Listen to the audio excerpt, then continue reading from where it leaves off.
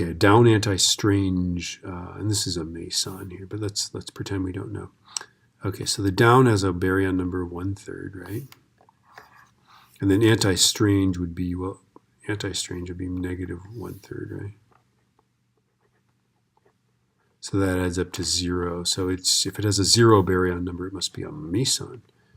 The other way you know is that mesons are quark-anti-quark pairs, right? Okay, let's see. Strangeness. Ooh, this is going to be really hard. Let's see if we can figure this out.